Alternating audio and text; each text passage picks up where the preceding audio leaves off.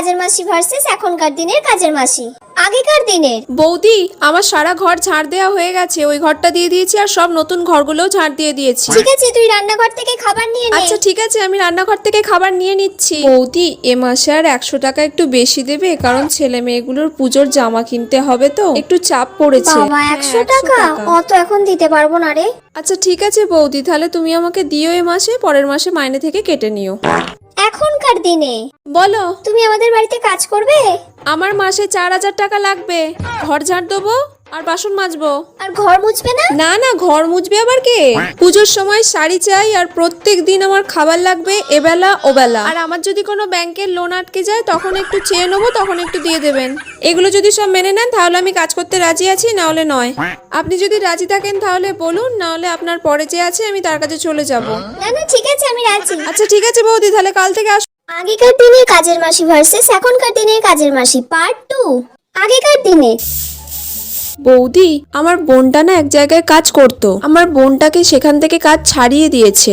তোমার বাড়িতে বৌদি কিছু কাজ হবে, ওকে একটু কাজে লাগিয়ে নাও না। ও বাবা, কিন্তু আমি তো বেশি মাইনে দিতে পারবো না। না না, বেশি মাইনে দিতে হবে না, আপনি ওই 200-400 টাকা ওকে হাত খরচ হিসেবে মাসে দিলেই হবে। 200-400 না, 100 টাকা দেবো। হ্যাঁ, তাহলেও চায়ের বাসনগুলোই মেজে দেবে। ঠিক আছে। আমি অন্য কাজগুলো করে দেবো, ও এই কাজটা করুক তাহলে। আচ্ছা ঠিক আছে, যা। ঠিক আছে বৌদি।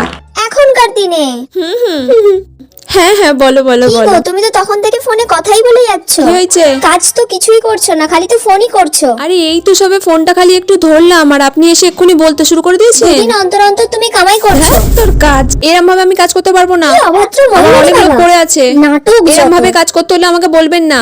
আর আমার লোনটা একটু আটকে গেছে, লোনটা একটু দিয়ে দেবেন, না হলে কাল থেকে আর কাজ আসতে পারবো না, আমি বলে দিলাম আগে থেকে।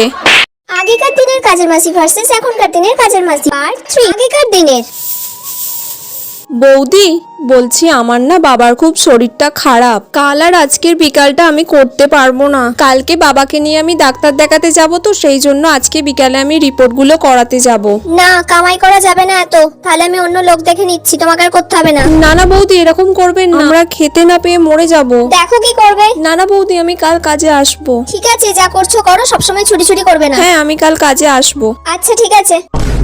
এখনকার দিনে শুনুন বৌদি, কালকে আমি কাজে আসতে পারবো না। কাল তো আমাদের দুজনেরই অফিস আছে। কালকে আমি থাকবোই না। তাহলে কালও তুমি আসবে না? না। এরকম এত কামাই করছো তুমি। কালকে আমার 2 জায়গায় ইনভিটেশন আছে।